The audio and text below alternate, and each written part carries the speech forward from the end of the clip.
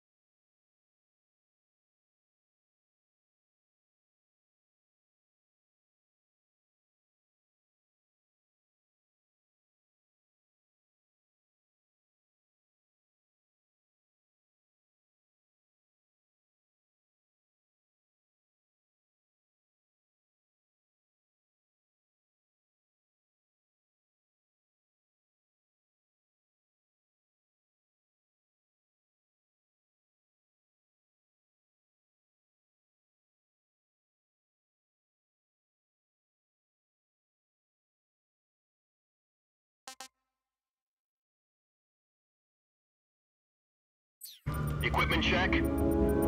Arm main parachute. All right. You ready to go?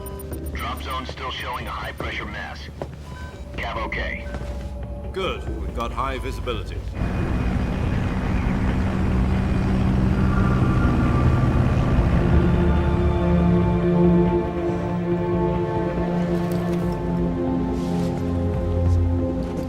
Put out that cigar. Connecting oxygen hose to interior connector. Put on your mask.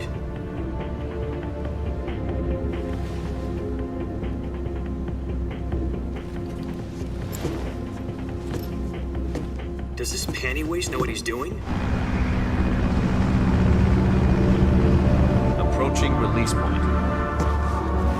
10 minutes to drop off. Hey, are you deaf? He said put out the cigar and put on your mask.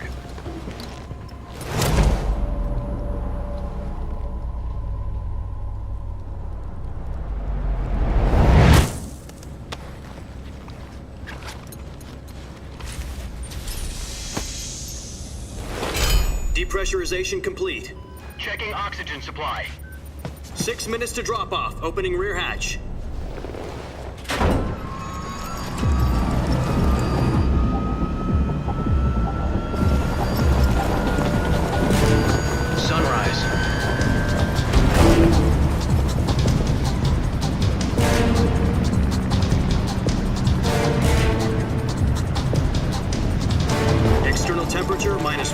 degrees Celsius. 2 minutes to drop off. Stand up. You'll be falling at 130 miles per hour. Try not to get frostbite from the wind chill. 1 minute to drop off. Move to the rear. Activate bailout bottle. This is one for the history books. The world's first halo jump. 10 seconds to drop off. Stand by. Status okay. All green. Prepare for drop off. Countdown. 5, 4, 3, 2, 1. Spread your wings And fly. God be with you.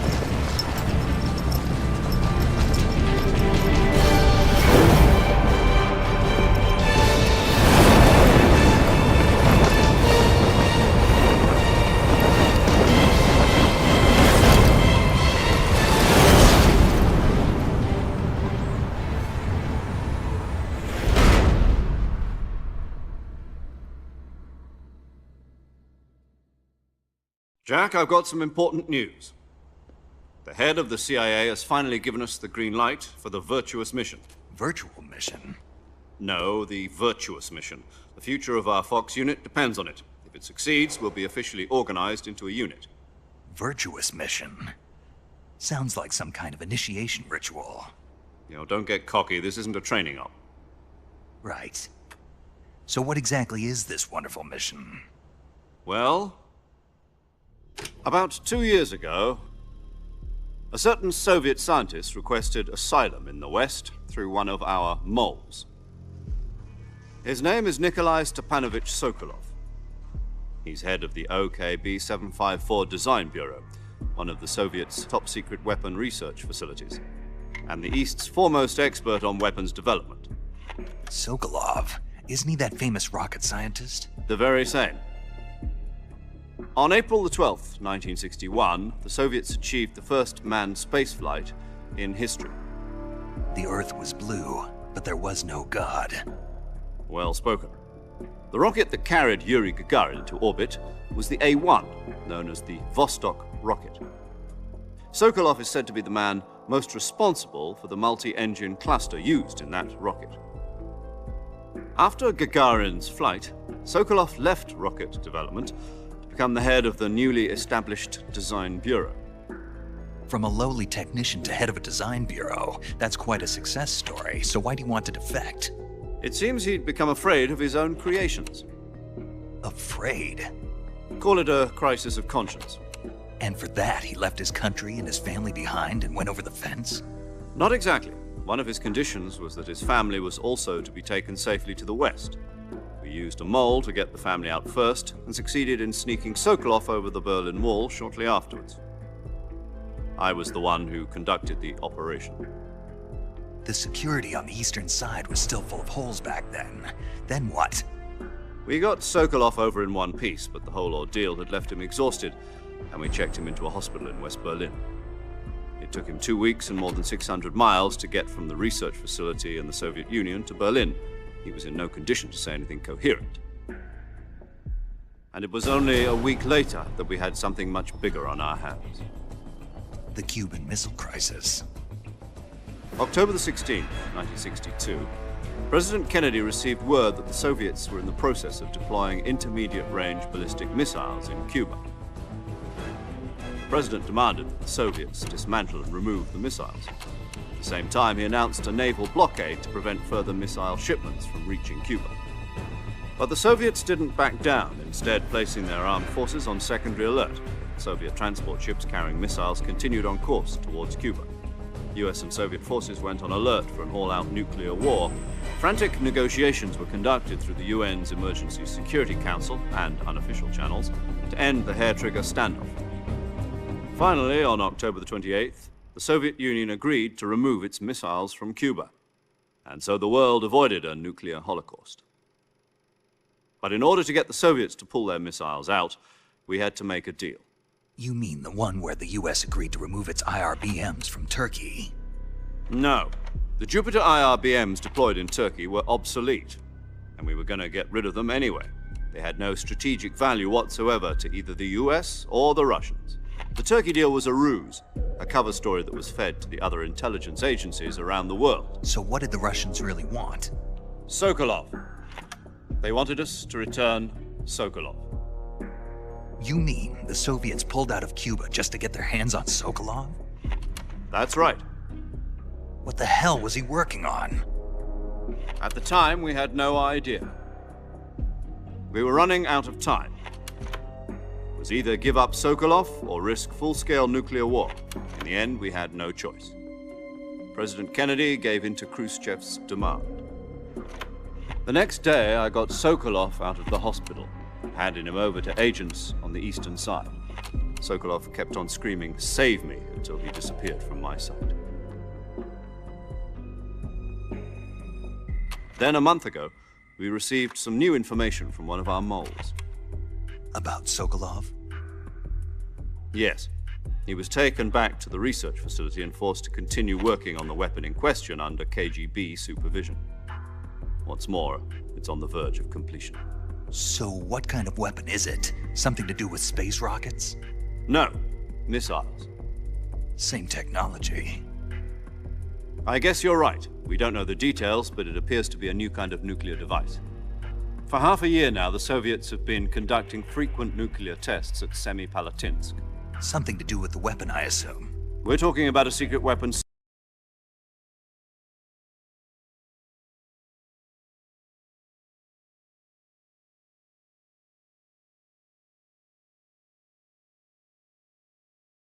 it's known as the Virgin Cliffs.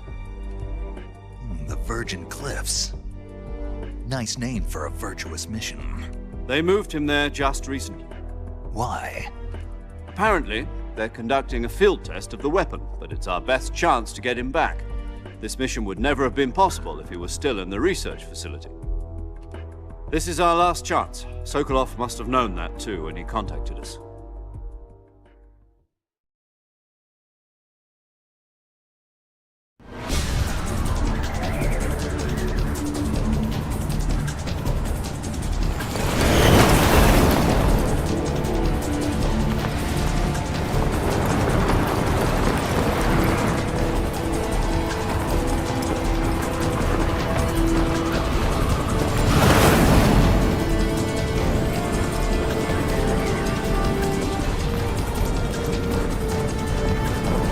Listen up, Jack. Your mission is to infiltrate Selino-Yarsk in the Soviet mountains, ensure the safety of Sokolov, and bring him back to the West.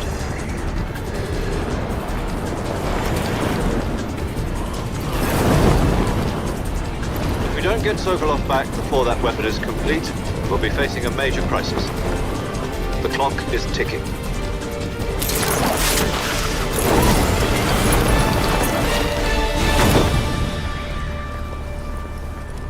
Once we've confirmed the rescue of Sokolov, stand by at the recovery point. A recovery balloon will be dropped at that point. Helium will be pumped into the balloon to inflate it. The process takes about 20 minutes.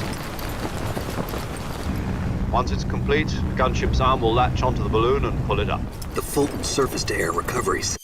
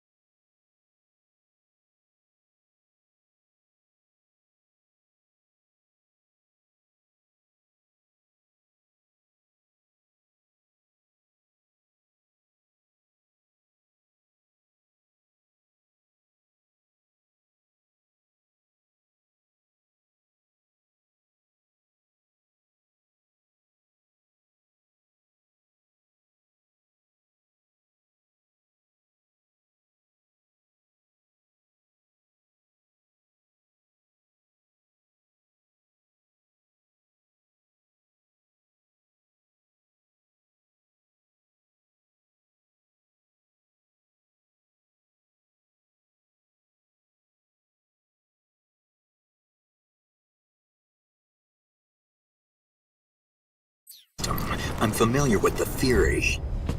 Take it easy. It's been combat proven. Do you think Sokolov is up to it? The shock will be less than during a parachute jump, and the arm can handle up to 500 pounds. So you're planning on going over the border in a single combat Talon?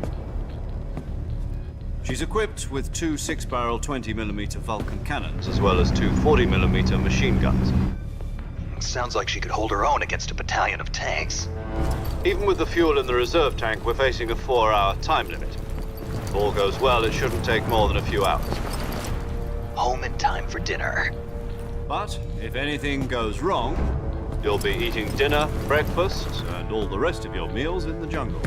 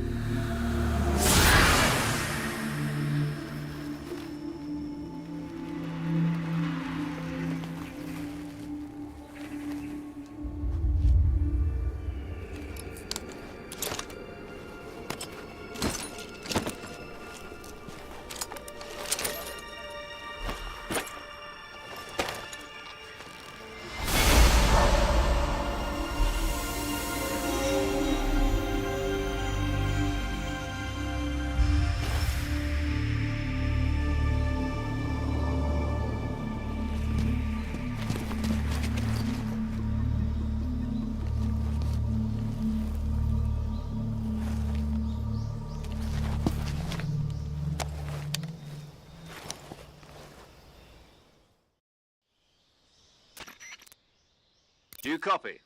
You're already in enemy territory, and somebody might be listening in.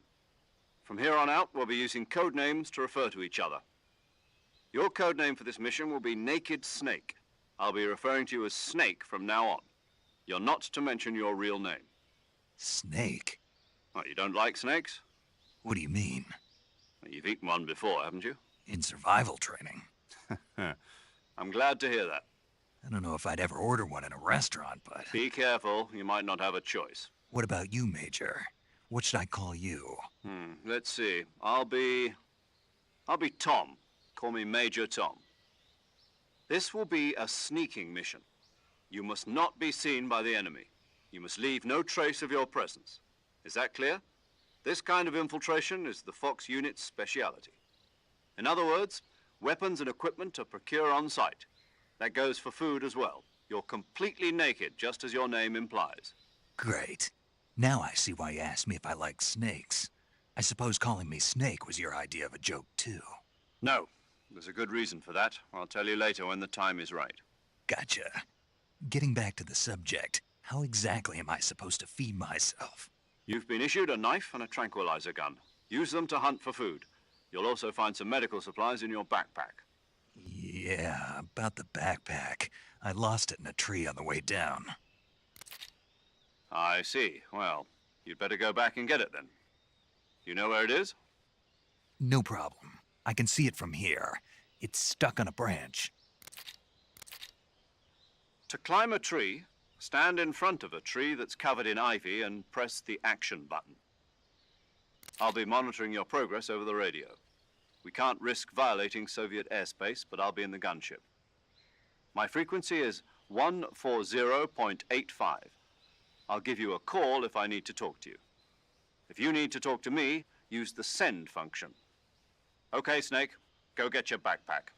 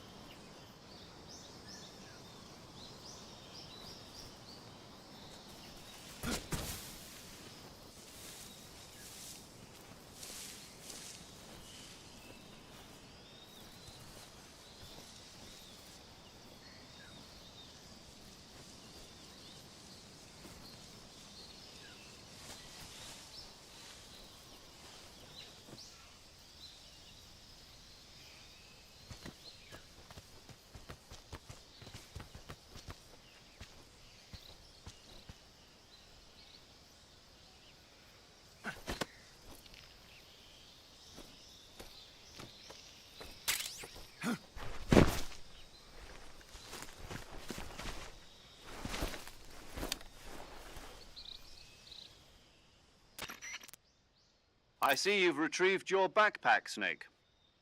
To equip a weapon, it's necessary to take it out of your backpack. In the survival viewer, choose Weapon from the backpack. Your available weapons will be displayed in a list on the screen.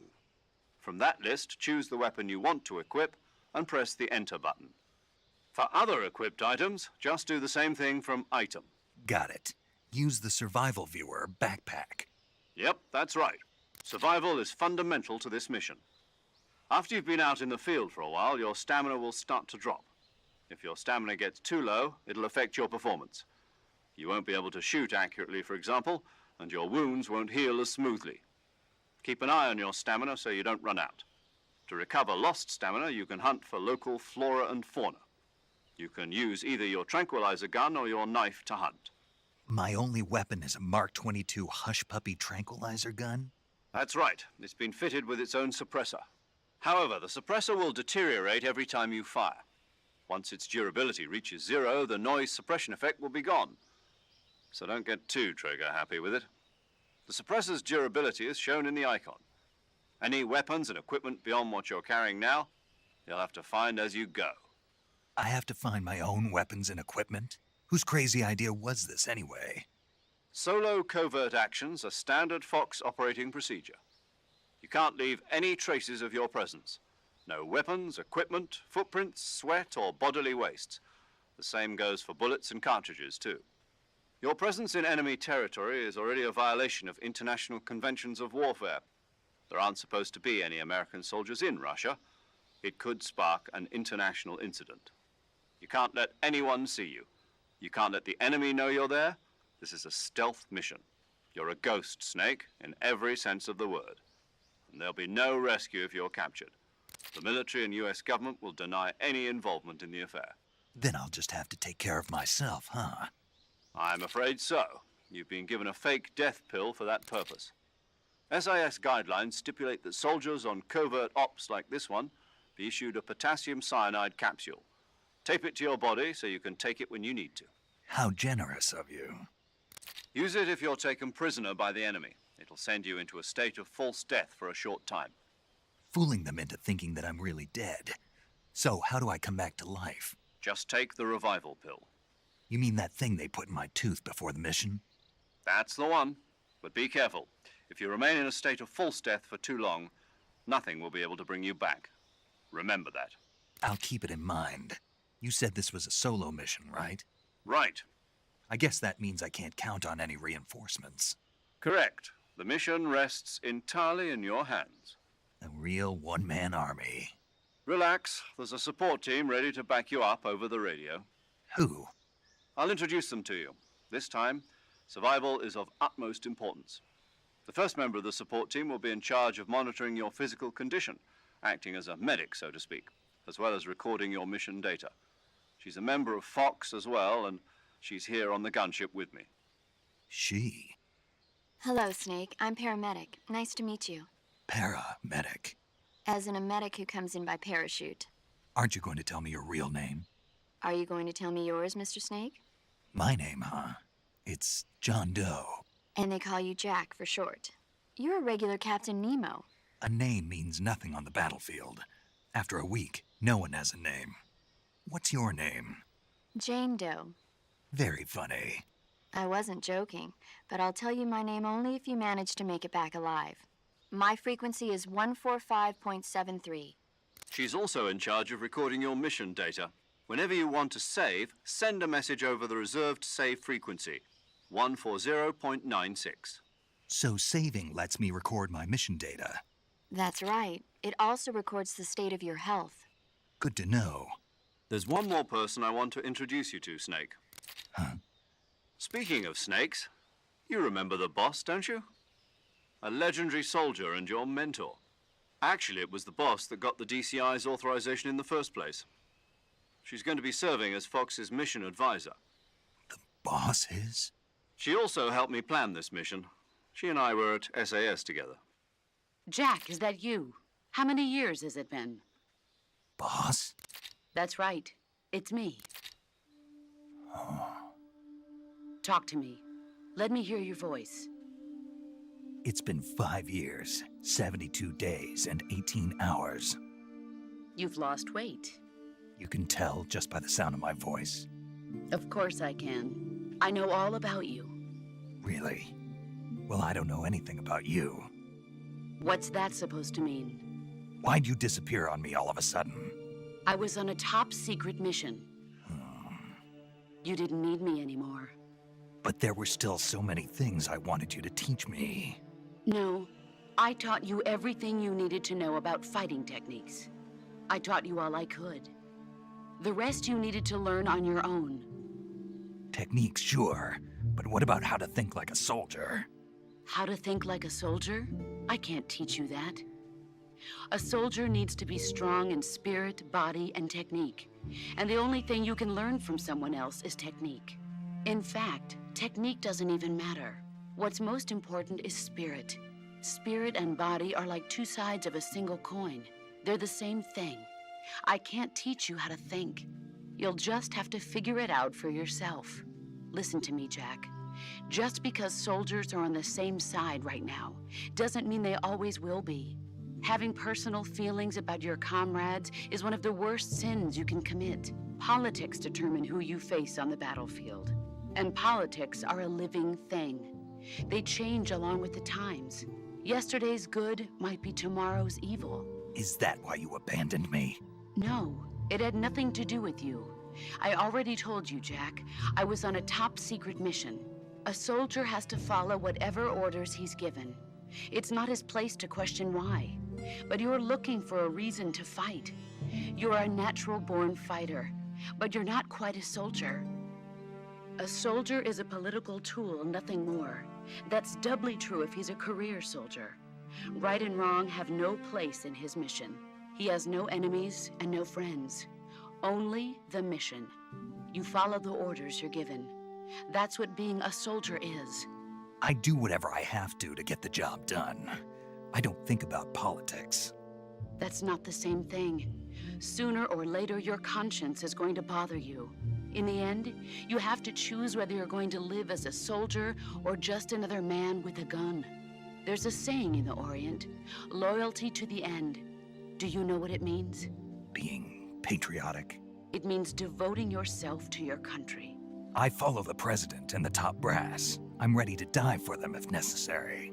The president and the top brass won't be there forever. Once their terms are up, others will take their place. I follow the will of the leader, no matter who's in charge. People aren't the ones who dictate the missions. Then who does? The times. People's values change over time, and so do the leaders of a country. So there's no such thing as an enemy in absolute terms. The enemies we fight are only enemies in relative terms, constantly changing with the times. As long as we have loyalty to the end, there's no point in believing in anything, even in those we love. And that's the way a soldier's supposed to think? The only thing we can believe in with absolute certainty is the mission, Jack. All right, but do me a favor.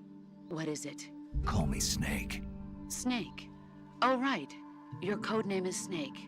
It suits you well.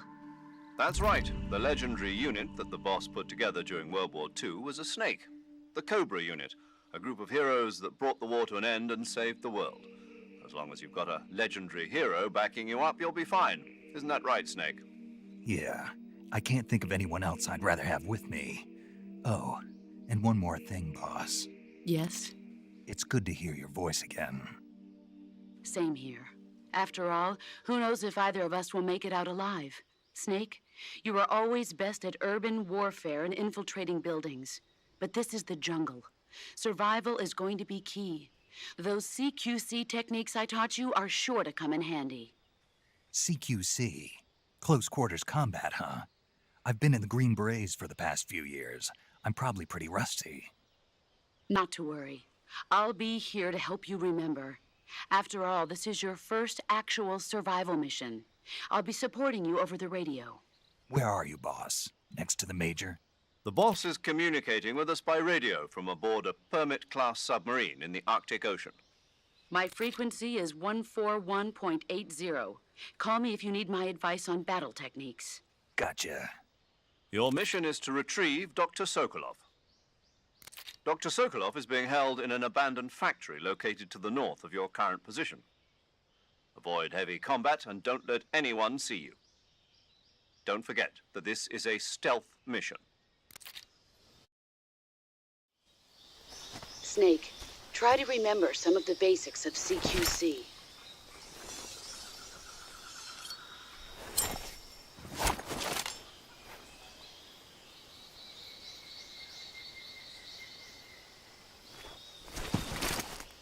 Commencing virtuous mission now.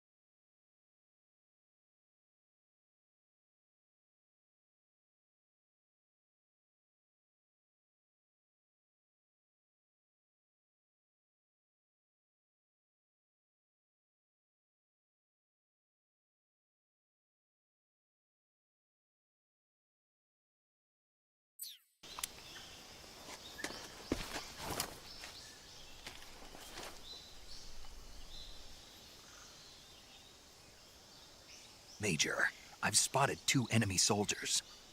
They're probably KGB troops sent to guard Sokolov. AK-47s and grenades.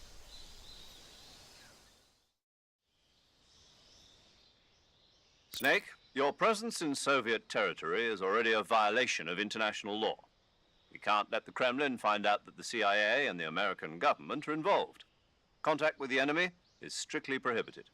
Don't engage them in battle either. This is a stealth mission. Got that? The Major is right. The point of this mission is to sneak through the jungle without being seen. The success of the mission depends on how well you use your camouflage. Change your camouflage by selecting Camouflage from the Survival Viewer. The Uniform option lets you pick your uniform, while the Face option lets you change your face paint. Choosing camouflage that blends in with your surroundings will help you conceal yourself more effectively. Also, don't forget that anything that moves will stand out in the jungle. If you just stand up and run around like an idiot, you're bound to be spotted. But if you crawl instead, you should be able to sneak by without being noticed. You can see how effective your camouflage is by looking at the Camo Index. The Camo Index shows how well your current camouflage blends in with the surrounding area. The higher the value, the harder you are to spot, and vice versa. The key is to make yourself one with nature. Keep that in mind as you go along, okay?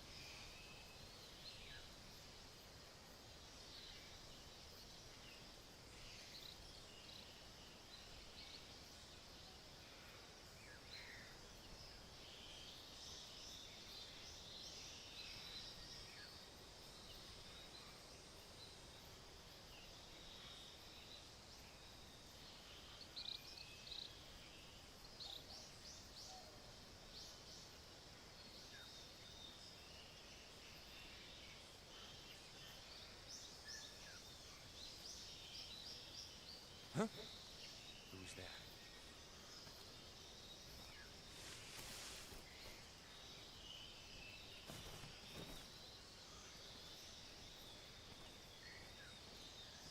Who's that?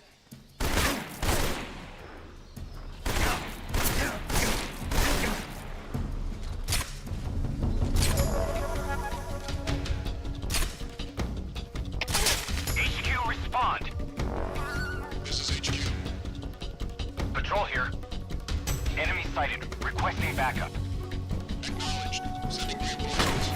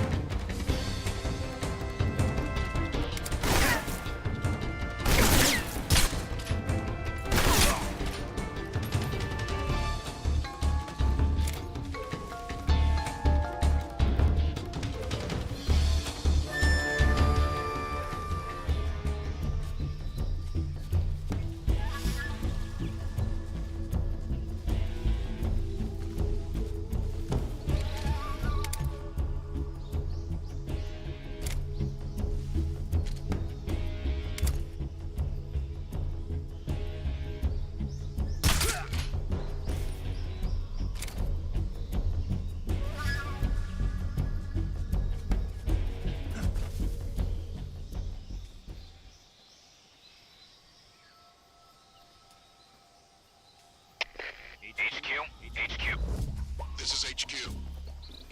Patrol here. We've lost sight of the intruder, going in